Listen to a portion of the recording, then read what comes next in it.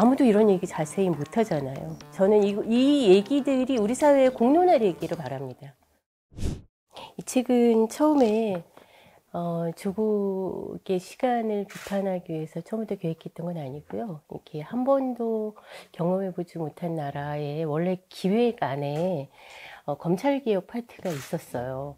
근데 이 책에 보는 것처럼 약간 민감한 부분들도 많이 있고 내용도 다 담기가 좀 어려운 부분이 있어서 제가 좀 아쉽기도 했고, 그리고 어떤 기회든지 간에 검찰개혁 얘기를 해야 되겠다 생각하고 있었어요. 근데 이제 가을쯤에 그 검찰개혁뿐만이 아니라 사법개혁에 대해서도 이제 입법안들이 막 나오고, 그래서 이거는 이제 어떻게 민주주의는 무너지는가, 그 스티븐 레비츠키 그 공저자 그 책에서 얘기하고 있는 민주주의의 와해와 붕괴 과정들이 그대로 이제 발현되고 있다라는 생각에서 이 법조인으로서 어떤 실존적인 위험 이런 걸 느꼈고, 그래서 어떻게든 책을 써야겠다 그런 생각을 가을에 결심을 했죠.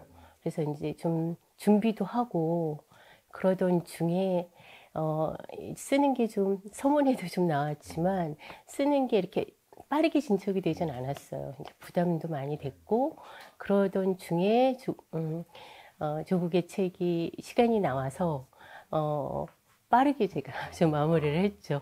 박차를 가했습니다. 그 다는 읽지 않았고요. 이제 책 쓰면서 필요한 부분들을 좀 봤는데요. 정경심 이제 조범동과 정경심의 판결문이 모두 나오고 난 다음에 책이 나왔잖아요. 그러면 정경심 판결문 보시면 알겠지만 조국이 실제로 어떻게 그 가담했는지, 이제 입시비리의 부분에 가담했는지에 대해서 굉장히 그 많은 증거 조사를 통해서 사실 인정을 한 부분이 있거든요. 특히나 이제 서울대 공익법센터하고 부산 아쿠아팰리스의 부분에 대해서는 조국이 직접 위조했다 이렇게 판결문에 나와 있고, 그것이 그냥 한 게 아니라 굉장히 상세한 여러 증인들과 증거들을 가지고 인정을 하고 있거든요. 최강욱 변호사님의 그 청매, 이게 법무법인에서 인턴 활동한 것도 이미 유죄 판결이 났고, 그분도 유죄 판결이 났고, 그리고 최강욱 씨가 그 만들어준 인턴 활동 확인서에 그 조국 자체가 직접 그 인턴 활동 기간을 연장을 해서 다른 위조를 또 하나 만들었다고 하잖아요. 그것도 나와 있거든요. 그러니까 그런 얘기들에 대해서는 그동안 그 아마 9월 23일일 겁니다. 그날이 그 자택 압수수색을 하던 날인데요. 그날 그 수사팀 검사한테 전화를 해서 잘 배려해달라 이렇게 얘기를 하고, 그리고 출근을 해서 기자들이 기다리고 있을 때 법무부 그 청사 앞에서 기다리고 있는데 본인이 발급했다라고 하는 악의적인 기사들이 나고 있다. 도저히 참기 어려워서 법적 조치를 하겠다. 그 공익법센터에서 발급받은 거다. 이렇게 국민들 앞에서 거짓말을 했잖아요. 그런 것에 대해서는 여기 조국의 시간을 쓰려고 하면 그런 부분들에 대한 해명이나 아니면 항변이나가 들어가야죠. 그렇지만 그런 얘기들은 다 빼지 않았습니까? 실제로 본인이 임명 과정에서 기자간담회나 인사청문회에서, 그리고 또 누누이 페이스북에서 거짓말을 했던 얘기들이 그 판결문하고 배치됐던 거짓말들을 국민에게 그렇게 마이크를 가진 사람으로서, 고위공직자로서, 특히나 법무부 장관으로서 거짓말을 했으면 그 부분에 대한 해명이 들어가야죠. 그렇지 않고 뭐 그 검찰과 윤석열의 검찰에게 그 사냥을 당했다, 도륙을 당했다, 그렇게 얘기를 하고 다시 그 검찰과 그 윤석열에 대한 그 증오심들을 불러일으키게 만들잖아요. 그러니까 그 독후감들 그 보면 그거 보고 많이 울었다고들 하더라고요. 그러니까 저는 이제 이 책을 보면서 그래서 그런 생각이 드는데, 이게 이제 그 로버트 팩스턴에 나오는 얘기입니다.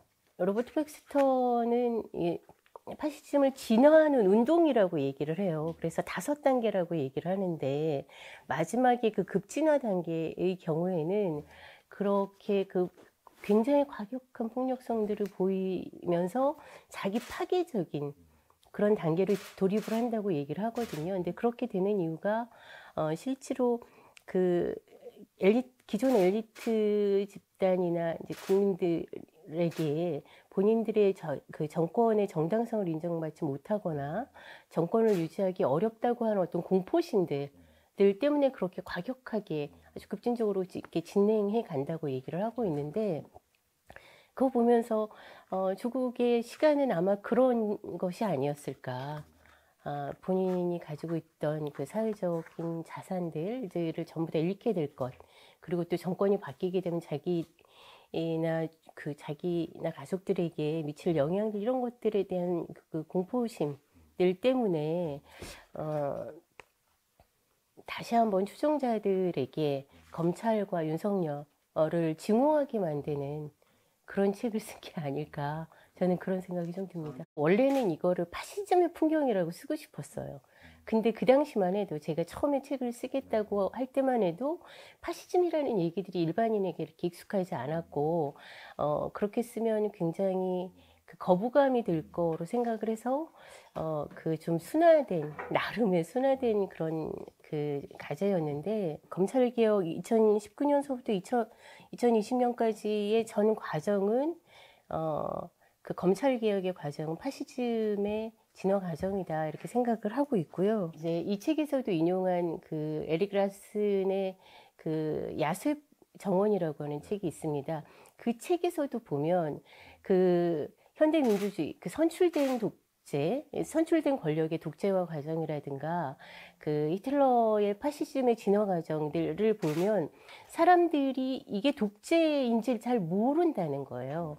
그래서 이제 이 로버트 백스턴의 얘기는 그 권위주의적인 독재와 그 군부 독재와 이 파시즘의 차이들은 그런 어떤 강압적인 그 물리적인 그런 그 강권에 의해서 대중들을 억압하는 게 아니라 대중들이 자발적으로 그 증오와 적대 정치에 열광적으로 몰입하는 그런 기술을 찾아내고, 그걸로 인해 그런 그 대중들의 결집된 열정을 그 정권의 기반으로 삼는, 자산으로 삼는 것이다라고 얘기를 하고 있거든요.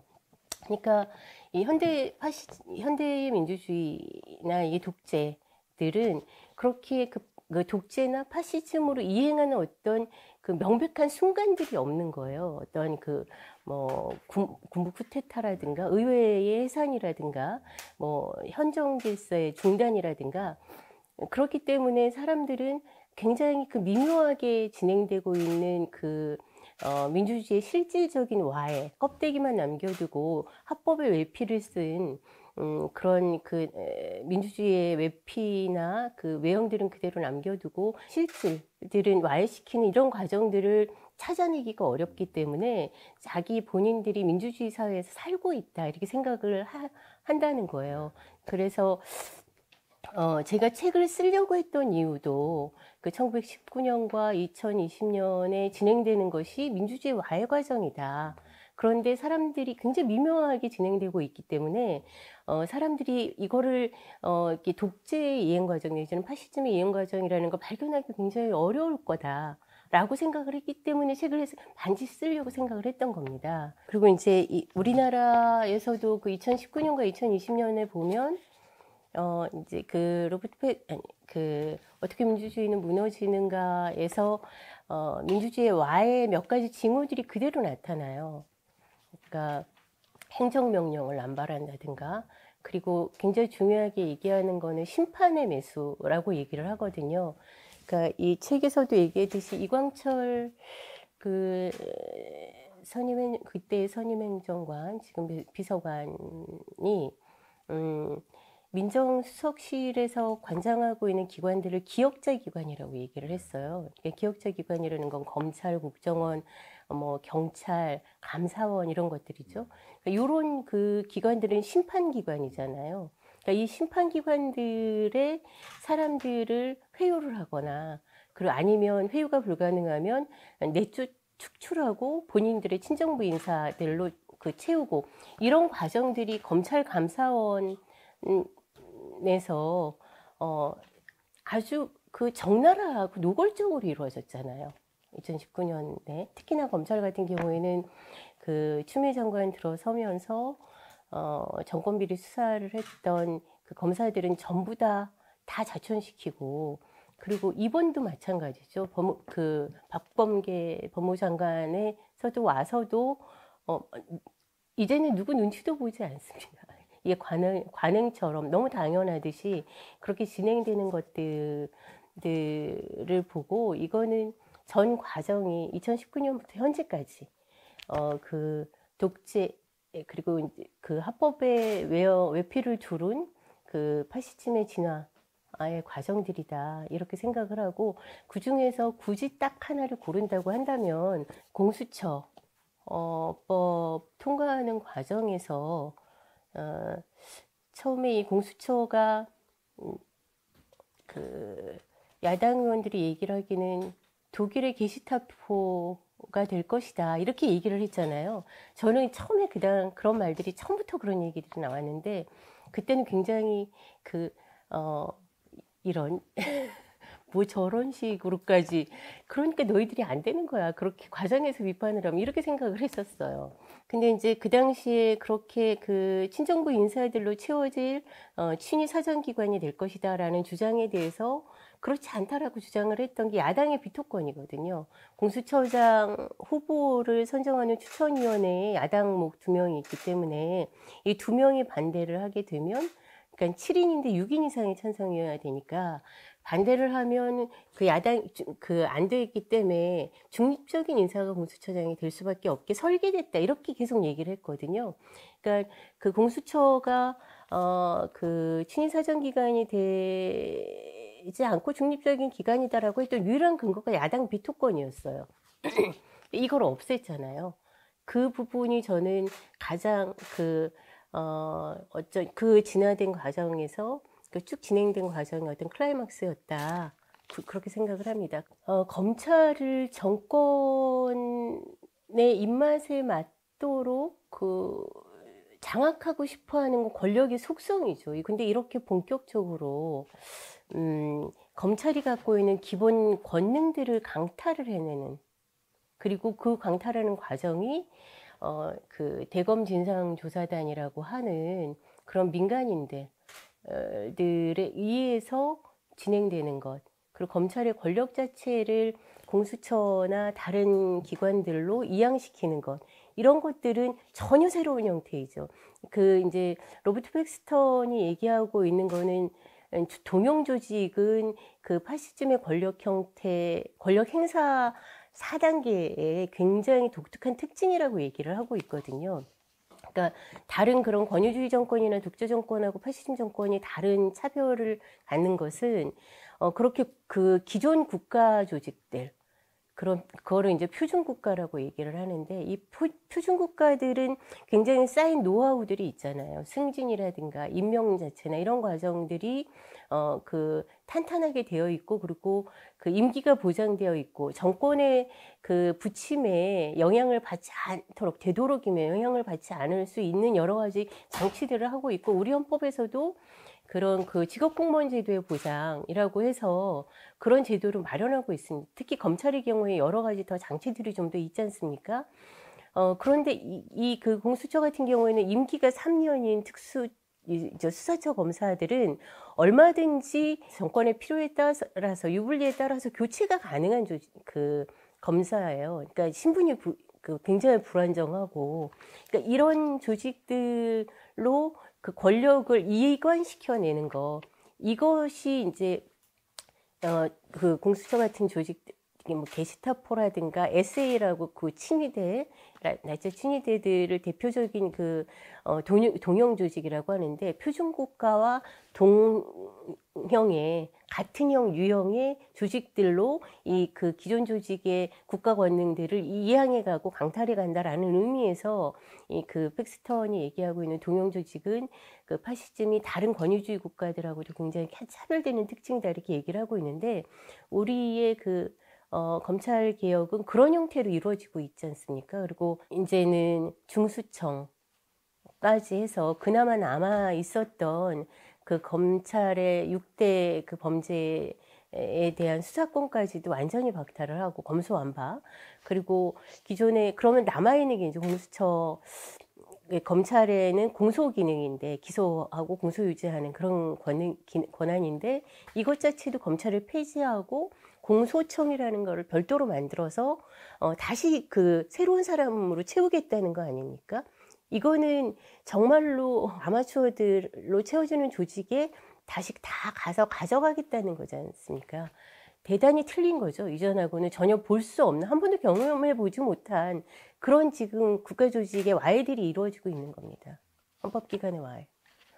이렇게 문재인 대통령 얘기를 좀 하고 싶어요. 이 검찰개혁이라고 하는 게 좀, 이거는 세게 얘기하고 싶습니다만, 이제 어차피 책이 나왔으니까, 이렇게 맥락 속에서 이해되지 않고 이 얘기만 뚝 떼내서 얘기를 한다고 하면 사람들이 저한테 미쳤다고 얘기를 할 수도 있지만, 이제 책이 좀 나왔으니까 이게 무슨 맥락에서 나오는지 얘기가 될 것 같아요.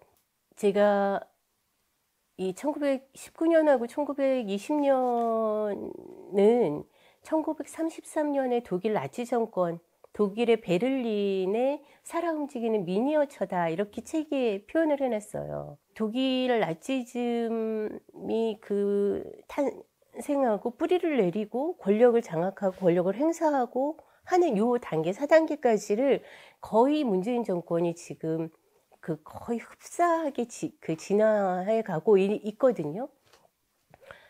그러니까 노무현 서거 이후에 이제 문재인 대통령이 그 후보 시절에 이제 그 정치에 출사표를 던지면서 문재인의 운명하고 검찰을 생각한다라는 책을 두 권 내시잖아요. 근데 이 그 문재인의 운명과 검찰을 생각한다를 보면 이 그 노무현의 죽음은 본인 가족이나 측근들의 비리에 의한 어떤 속죄라든가 잘못된 정치 문화가 아니라 정치적 타살이다 이렇게 규정을 하세요. 그리고 그 타살자들은 그 이명박근혜 정권하고 검찰 언론이라고 얘기를 합니다. 그리고 특히나 그 진보 언론에 대해서도 굉장히 가장 더 아팠다 이렇게 얘기를 하고 있잖아요. 그러면서 저는 그래서 이것이 히틀러가 왜 공산주의와 나치, 이제 유대인에 대한 증오들을 자신의 정치 프로그램과 과제로 삼았는지를 보면 그것과 굉장히 유사한 메커니즘을 가지고 있다고 생각을 합니다. 요거는 꼭 써주세요. 어차피 뭐 센 얘기지만 이거는 얘기를 저는 이 얘기들이 우리 사회에 공론화를 얘기를 바랍니다. 1차 대전의 그 패전과 그리고 패전 이후에 그 전쟁배상금 때문에 엄청난 인플레이션들로 고통을 받고 있는 거에 독일 민족이 뭔가 부족하거나 나약해서 이런 일을 당하고 있다라고 생각하고 싶지 않아 했어요. 그렇기 때문에 히틀러나 그 당시에 그 군부나 보수 세력들 일부가 이거의 그 원인과 패전의 원인과 그 현재 고통들을 그 적을 찾는데 그 적을 그 당시에 그 1918년에 그 왕정을 무너뜨리고 바이마르 공화국을 만드는 데에 그 공산주의자들의 폭동들이 그 주요한 원인을 제공했었는데 그 히틀러가 이게 그 전쟁 중에 잠시 실명을 해가지고 병원에 후송됐을 때 그 당시에 그 병원에 들어왔던 침범했던 그 공산주의자들의 그 폭도들도 그 당시에는 포토겠죠. 폭도들도 유태인이었어요. 그리고 참전하지 않았던. 그렇기 때문에 11월의 반역자들이 패전의 원인이다. 이렇게 그 지목을 하고 그리고 그 11월의 반역자들은 공산주의자이자 유대인이다 이렇게 얘기를 하게 됩니다. 그러면서 이 사고를 계속 발전을 시켜 나가요. 그렇기 때문에 볼셰비즘은 유대인들의 세계 정복이다라고 하는 그런 생각들을 퍼뜨리게 되면서 그런 엄청난 폭력성들로 그 폭력적인 정권으로 진행되어 나가는 거거든요. 그리고 이것이 그 괴벨스라든가 그런 너무나 논리적이면서도 이성적인 그런 그 아주 천재적인 선동가들이 붙고 그러면서 실제로 이 대중들의 열정들을 결집시켜낸 거거든요. 근데 마찬가지였던 거죠. 이 문재인 정권도 노무현 서거에 대해서 문재인 대통령이 문재인의 운명과 검찰을 생각한다 해서 노무현 서거와 참여정부의 실패의 원인들, 타살자들을 본인 참여정부 자체의 어떤 그 부족함, 몸에서 찾지 않고, 그리고 노무현 대통령의 본인이나 아니 그 측근이나 가족들의 그 비리에서 찾지 않고 이명박 정권의 검찰 그리고 언론 그리고 특히나 진보 언론 내부의 반역자들 배신자들 때문에 그런 일이 벌어졌다라고 하는 것들로 책을 만들어낸 거고 참여정부의 무능과 그 노무현의 가족의 측근이나 가족의 그런 비리들을 감출 수 있고 그것을 외부의 적으로 돌릴 수 있는 것들을 이 검찰 개혁과 언론 개혁이라고 하는 긍정적인 정치 프로그램으로 변화시켰다. 그리고 거기에 그 유시민, 낙검수, 그 다음에 왕따의 정치학 이런 그 아주 그 탁월하고 능력 있고 대중들의 심리를 잘 알고 있는 선동가들이 이것을 만들어서 그 문재인 정권의 친문의 파시즘을 뿌리내리게 했다라고 저는 그렇게 생각을 합니다. 그래서 이게 그 처음에 문재인 정권의 그 초기에 한경화의 전쟁을 시작하잖아요. 대깨문은 이게 멸칭이 아닙니다. 본인들이 지켜주지 못했던 문재인 정권, 참여정부와 노무현 정권들을 다시는 잃지 않겠다. 진보 정권에, 그러니까 진보 언론에, 그리고 검찰에 이렇게 해서 본인들이 투쟁에 나서잖아요. 그게 그 한경화의 전쟁이었고, 그것이 조국 사태에서 온라인에서의 전사들이 실제로 그 오프라인으로 그 무기를 들고 나온 것이 저는 서초동 집회라고 생각을 합니다. 스탈린 정권이나 이런 그 권위주의 체제하고 파시즘은 법치의 파괴와 엄격한 법 집행들을 무력화시키는 것들은 공통의 특징으로 가지고 있지만 그런 식의 검찰 자체의 국가 권능들을 전혀 다른 조직의 아마추어들한테 그 이양하고 이제 강탈이라고 표현을 하는데 그런 것들은 그 파시즘과 기존의 독재 정책 그 정권하고의 차별성인데 지금 그대로 나타나고 있다는 거죠. 이명박 정권을 이은 박근혜 정권, 이명박근혜 정권들은 적폐 세력으로 포섭을 시키고 그 청산하는 거죠. 그리고 내부의 그 반대자들, 그 언론, 특히 한경호와의 투쟁, 그리고 검찰. 그러니까 언론개혁과 검찰, 4년 내내 그것만 했잖아요, 문재인 정권은. 4년 내내 적폐청산, 검찰개혁, 이제 언론개혁. 이것만 했습니다. 이거 쓰면서 사실은, 계속, 테러 당하는 거 아니냐. 이제 사이버 테러들이잖아요. 현대 사회에서는. 근데 이게 실제로 물리적인 폭력을 당할 수도 있겠다라는 좀 두려움들도 있었어요. 이 책을 쓰면서. 근데 저는 이거를 극복해내야 된다고 생각합니다.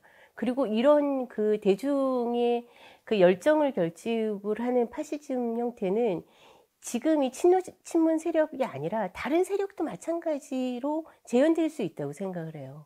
그렇기 때문에 그 메커니즘을 명확하게 우리 사회가 이해를 하고, 이제 이 로버트 백스터는 파시즘의 이행 과정들의 단계별의 특징들을 정확하게 이해하는 것은 굉장히 중요하다. 어느, 이제 계속 말씀드렸듯이 현대의 파시즘 정권들, 독재 정권은 어느 단계에서부터 독재로 접어드는지에 대한 어떤 분기점들이 없고 대중들이 잘 파악하지 못하는데, 이렇게 잘 이해를 하는 것은 이런 것이 다른 유형으로 또 재현될 때에 이거는 파시즘의 진행 과정일 수 있다라고 경각심을 갖고 대처할 수 있는 어떤 새로운 힘들을 가지게 할 수 있기 때문에 아무도 이런 얘기 자세히 못 하잖아요. 공론화해 주기 바랍니다. 책 초반부터 저는 그 사건을 굉장히 주목하고 있었고 굉장히 중요한 분기점이다라고 생각을 했었는데, 책을 쓸 때는 제가 이제 추론으로 좀 채웠던 부분들이 이번에 4월에 보궐선거 끝나고 박준영 변호사님이 제공한 그런 내부의 자료들로 SBS하고 한국일보가 시리즈를 기획해서 기사를 냈잖아요. 그거를 보고 이 책이 굉장히 풍부해졌죠. 그리고 제가 추론으로 채웠던 거를 팩트로 다시 이제 수정을 해서 쓸 수 있었고 풍부해졌는데, 이 김학의 사건에 대해서는 이제 대검진상조사단 5팀도 2013년과 14년에 내렸던 검찰의 결론이 틀리지 않았다라는 잠정적인 결론을 냈잖아요. 그런데 그렇게 결론을 내려고 하는 게 알려지고 대검진상조사단 8팀, 이규원 검사가 있는 8팀으로 강제 재배당이 되면서 다시 윤중천이나 박관천 등을 면담을 하게 되고, 그 면담 과정에서 이게 조작이 되죠. 실제로 윤중천이 얘기하지 않은 얘기들이 녹취도 없고 윤중천의 사인도 없는 형태로 거기가 잘못돼서 많은 사람들을 검찰과 적폐 세력들이 거기에 등장하지 않습니까? 그래서 저는 이 사건이 1933년 독일 나치 정권이 독일 의사당 방화 사건 처럼 김학의 사건을 처리했다고 봐요.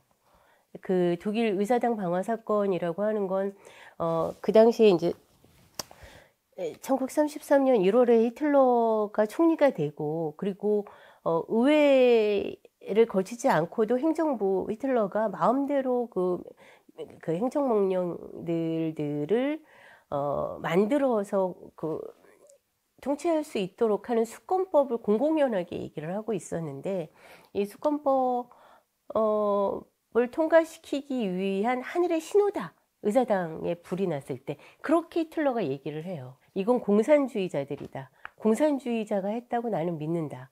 라고 얘기를 하거든요. 그래서 공산주의자들을 다 잡아가두고, 사회당, 좌파들 다 잡아가두고, 의회에서 나치당들이 투표를 해서 수권법을 통과시키는 거거든요. 이 수권법에 통과된 독일 나치당이 파시즘의 그런 폭력성들로 이행하는데 굉장히 중요한 결정적인 사건인데, 그리고 이제 괴링도, 괴링이, 왜 한 명만 방화를 했다고 해야 돼? 10명이면 어떠고 20명이면 어때? 해서 막 여러 사람들 다 조사하고 제일 가능성 있을 것 같은 국민들한테 공산주의자들은 그래서 악이다, 척결해야 된다, 말살시켜야 된다라고 생각하게끔 하는 그런 몇 명들을 공범으로 세워요. 이 사람들은 다 나중에 무죄로 됩니다. 그리고 20년 후 메르켈 총리가 처음에 반루베일 거예요, 이름이. 방화범도 정신질환에 의한 거지 공산주의 혁명을 위해서 방화한 거 아니다. 그래서 사면을 시켜줘요. 이 김학의 사건도 마찬가지로 그랬던 걸로 보입니다. 그러니까 이 검찰이 악마가 되기 위해서는 그 자기 제 식구 감싸기를 해서 그렇게 그 천륜을 어긴 그 극악무도한 그 강간범들, 그 30명 여자들 성착취한 그 검사들을 풀어줬다. 그리고 이거를 곽상도나 뭐 그 최순실들 등이 다 같이 비호를 했다. 그래서 법무부 차관으로 올렸다. 이렇게 지금 얘기를 만들고 싶었던 거잖아요. 그러니까 괴링이 했던 짓을, 히틀러와 괴링, 괴벨스가 했던 짓을 지금 이 그 김학의 사건에서 한 겁니다. 윤중천 보고서에 그런 식으로 김학의가 이거는 특수강간이 성립될 것 같지 않다. 그러면 2019년도에는 이미 공소시효가 다 지나서 뇌물은 처벌할 수 없고 특수강간이어야만 제조사 권고를 할 수 있거든요. 그러니까 어쨌든 강간범이 돼야 되는 거예요. 근데 강간범이라고 할 수 있는 그 형사법은 그 법에서 규정되어 있습니다. 2인 이상 내지는 흉기를 사용해서 그 강간을 했을 때만 성립하는 그 특수강간에선 어떠한 증거도 없고, 나중에 김학의를 재조사해서 그 기소하고 이제 그 검찰과거사위원회가 그거를 권고했죠, 재수사하라고. 그래서 기소가 되는데 그 성폭행 관련들은 전부 다 무죄였잖아요. 증거가 없었던 겁니다. 피해자들, 동영상에 나오는 피해자들은 식별하기가 어렵고, 이렇게 등 돌아 있잖아요. 김학의만 보이니까.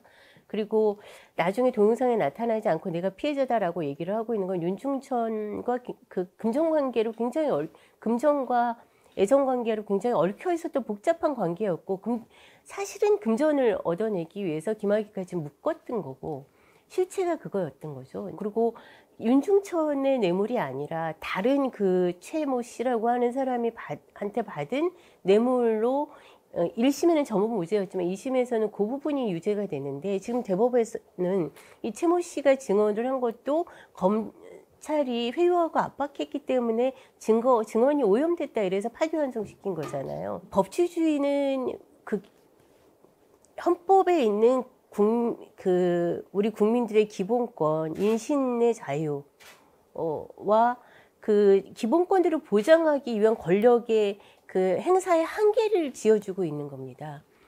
공소시효 제도도 형사법에서 굉장히 중요하게 법적 안정성을 위한 제도이고, 아무리 극악무도한 그 자라도, 뇌물을 받고 그렇게 행동을 했던 자라도 형법에서 법률상 처벌할 수 없으면 처벌할 수 없는 거예요. 공소시효가 지난 제도는 처벌할 수 없습니다. 뇌물죄가 성립한다고 하더라도 공소시효가 지났다면 처벌할 수 없고, 강간에 죄가 없으면 강간범으로 몰 수 없어요.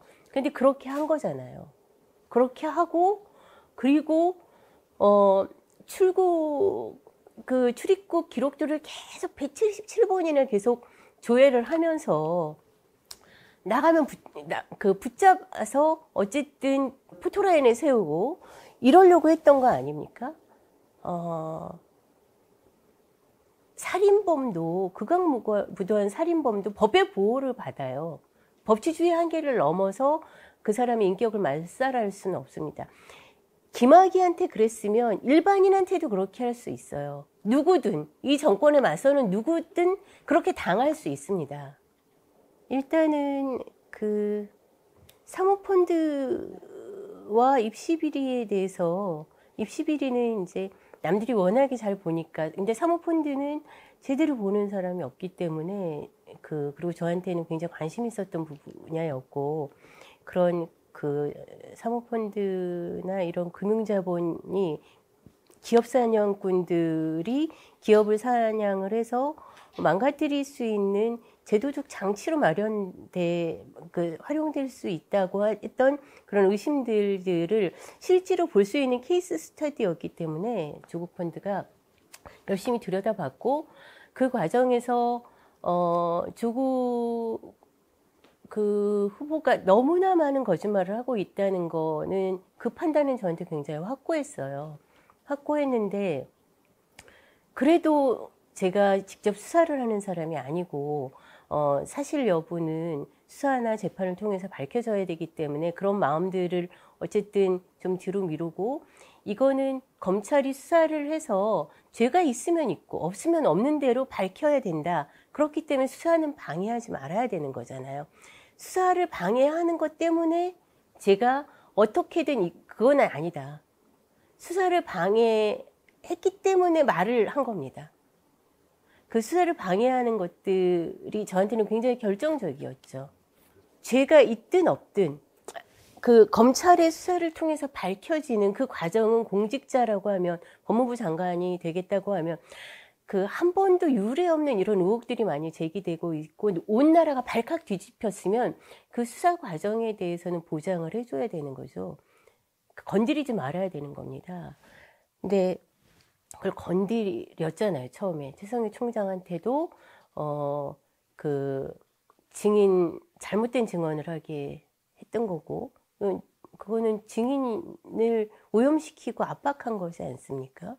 이광철 저한테 전화가 딱 오는 순간 이렇게 큰 그 무슨 바위덩어리 하나가 툭 이렇게 내려앉는 듯한 그런 압박감을 가졌거든요.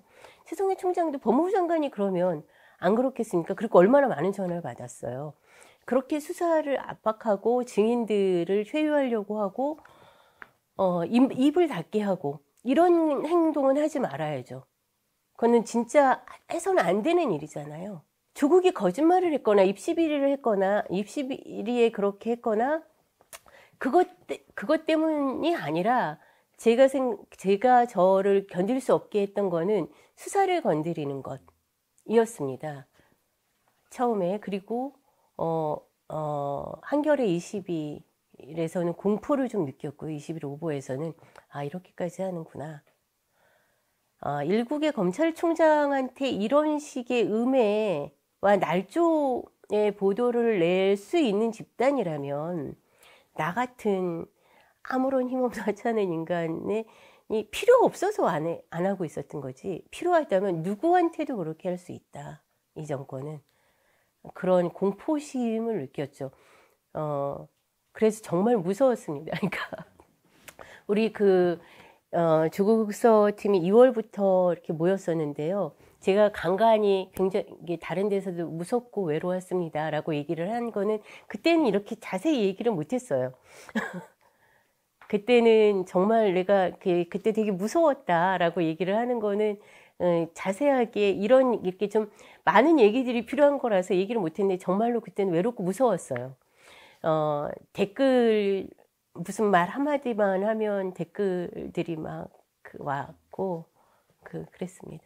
사무실들에 전화해서 네 목숨이 위태로울 줄 알아라 이렇게 얘기를 하고, 저는 이 책을 내고 나서 직원들한테 먼저 얘기했어요. 그 당시에 여러 번 그렇게 좀 시달렸기 때문에 굉장히 공포스러워요. 그래서 이제 카톡이나 이렇게 어떤 경우에는 개인적으로 업무를 할 때 직원들 개인 카톡으로 이렇게 수발신을 하는 경우도 있는데 이제 전혀 그렇게 못하게 합니다. 그러니까 전부 다 저한테 넘겨서 제가 직접 하고, 그리고 그 당시에는 그런 전화들을 많이 왔을 때 직원들 혼자 퇴근하지 못하도록 했어요. 그러니까 둘이 같이 가라, 밖에서 혹시 기다리고 있을지 모르니까.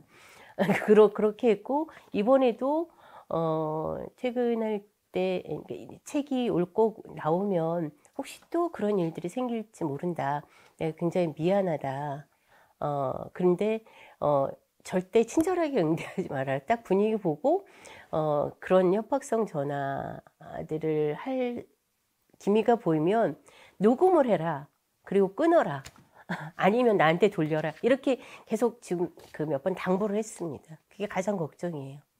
제가 민변에서 그 당시에 한미FTA 투기 간사를 했었고, 그 활동이 민변한테도 굉장히 큰 활동이었어요. 전체 민변의 분들이, 쟁쟁한 분들이 전부 다 같이 합세를 했던 활동이었기 때문에, 그리고 그게 이제 방송 패널로 참여하거나 기자회견을 하거나 해서 대외 활동이 많이 있었고, 그리고 이제 촛불 집회 때 제가 그 당시에는 한국관광공사 법무팀장이었습니다.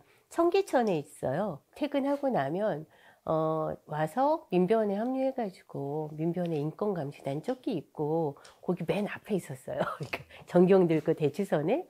그러니까 이재정, 뭐 장경호 그 젊은 저는 나이가 많지만 내 나이 때 되면 그런데 안 나오거든요. 근데 저는 민변 활동은 그 사내 변호사니까 민변 활동은 못하지만 인권감시 활동은 그래도 몰래 한 거죠. 그 당시에는 이제 같이 했기 때문에 후배들이 좀 많이 알아보고 좋아하고 했어요. 그러니까 막 했다가 닭장차도 같이 가고 막 이래가지고 그 활동에서 민변 그 후배들 젊은 그 변호사들하고 얼굴을 많이 익혔고 그런 과정에서 이제 이광철 변호사도 그 당시에 사무차장이었던 걸로 알고 있는데 민변에 무슨 인권대회나 이럴 때 기억이 명확하진 않은데 같이 발표를 했던가 그랬던 것 같아요.